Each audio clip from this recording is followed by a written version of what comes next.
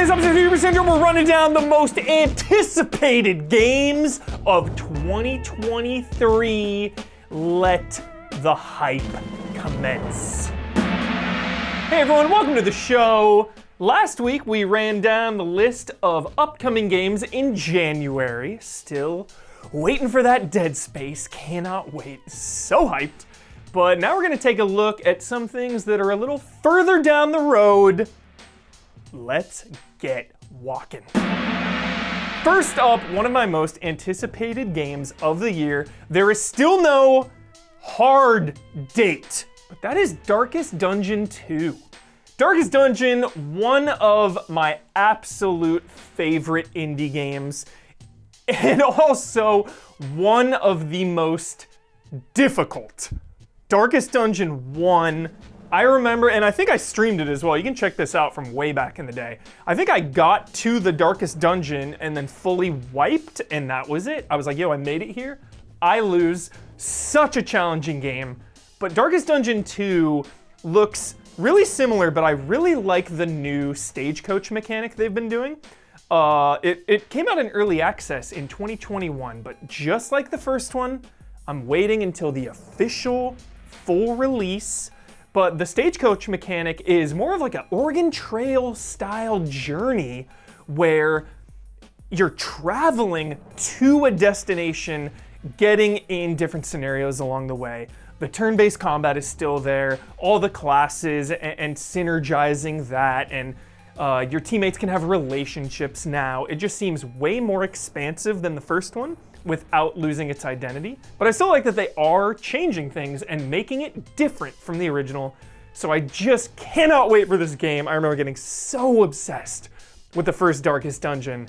And ever since this went into early access, I just have been patiently waiting and biding my time, and it's almost ready to pay off.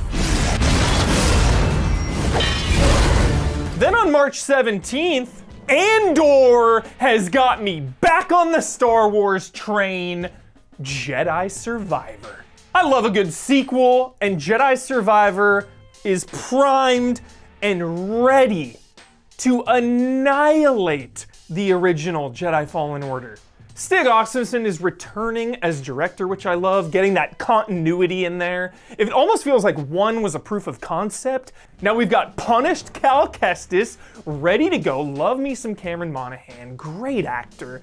And I'm just excited for this game so much. Everything we've seen, just looks so much better than the first one. I like where the direction is going. And I just think it has potential, like bold statement, sure. Bold claim, but I really feel like, and there've been a lot of them, but I really feel like this has potential to be the best Star Wars game ever made. I know we've got our Jedi Knight Outcast, our Jedi Academy, we got our KOTOR out there, I know, but this is set to be the definitive Star Wars game. Can it deliver? Are my expectations too high? I don't think so. Judging from what they did on the first game, this should just be an improvement all the way around. We'll find out in a couple months. The order is gone. I was betrayed by the one I trusted most.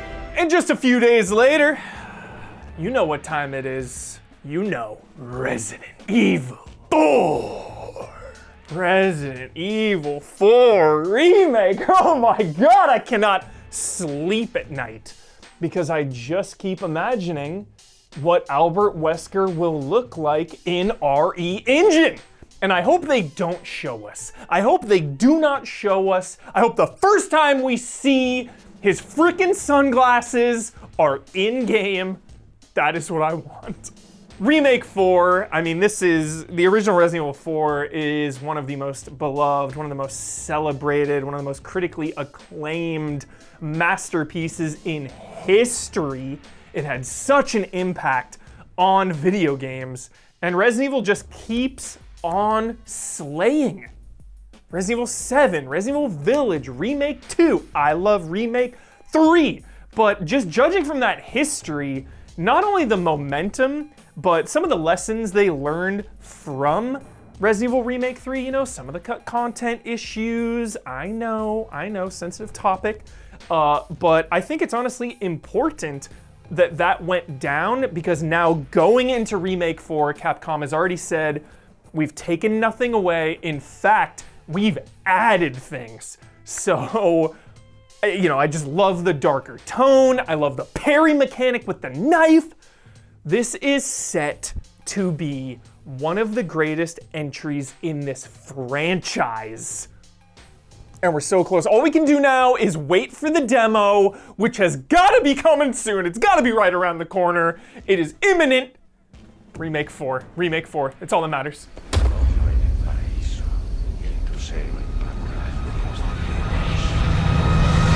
And then in May, this is the year. This is finally the year. Every single mainline Zelda is a 10 out of 10. Deal with it. Legend of Zelda, Tears of the Kingdom.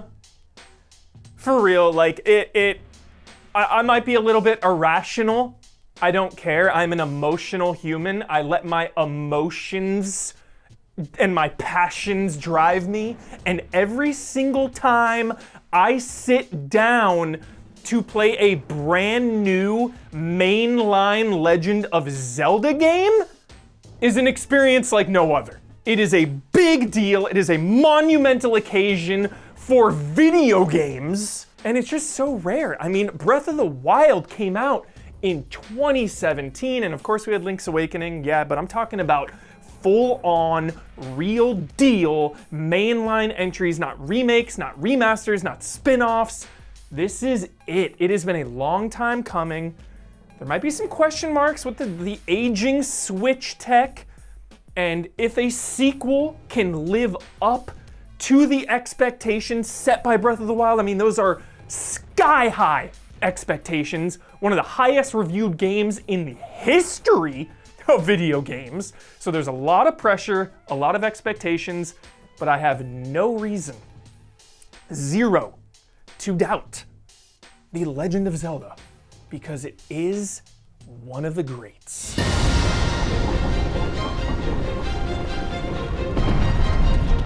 And that's it for the episode. There's only so much room in the show. I am so sorry I didn't mention you Final Fantasy 16, but I'm cheating right now in overtime by bringing it up. I cannot wait for some Jinchuriki freaking Naruto vibes, dude. Let's go. Final Fantasy rated M for mature. I was also thinking about it. I mentioned it on the stream tonight.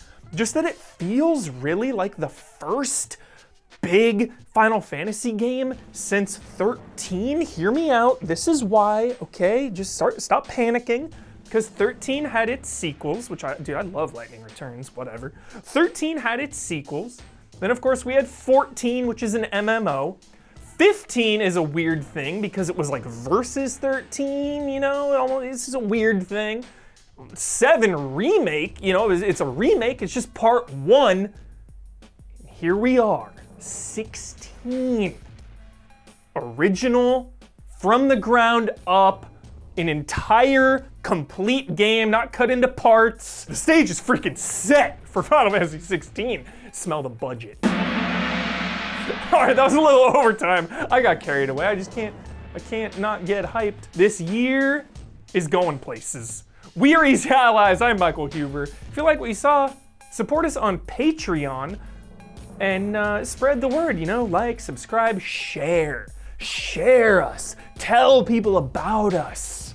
Because that's how we live. That's how we survive. We were born to live. What was the shirt? Born to live to play? Born to play? I forget the meme already.